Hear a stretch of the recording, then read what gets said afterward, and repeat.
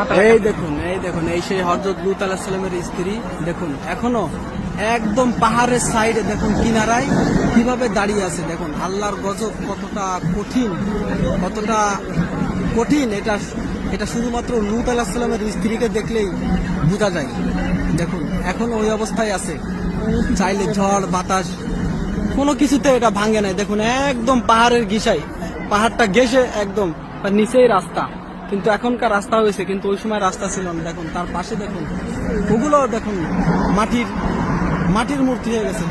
দেখুন এই দেখুন এখানে পুরুষের সহকামী চলতো, কিন্তু আল্লাহ তাআলা হিদায়াতের জন্য নূহ আলাইহিস সালামকে এখানে প্রেরণ করেছিলেন, কিন্তু তার কথা কেউ কর্ণপাত না করায় তার স্ত্রীও কাফেরদের পক্ষে ছিল।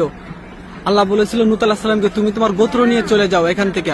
পরে যারা পিছন ফিরে দেখবে তারা মূর্তি হয়ে যাবে, কিন্তু লূত আলাইহিস সালাম সেই স্ত্রী পিছন ফিরে চাওয়ায় সে আজও এই অবস্থায় মূর্তি হয়ে দাঁড়িয়ে আছে। বিশ্ব মুসলমানদের জন্য এটা একটি শিক্ষণীয় নিদর্শন, একবার দেখুন। এবং এই পাশেই রয়েছে সেই মৃত সাগর। এই যে সাগর, এই সাগর যে মানুষ কেউ নামলেই বেঁচে থাকে আর কেউ ডুবে না। এটা পুরাই একটা আল্লাহর ওই সময় গজব নাজিল হয়েছিল, পুরা এই জায়গাটা পুরা উল্টাই দিছিল।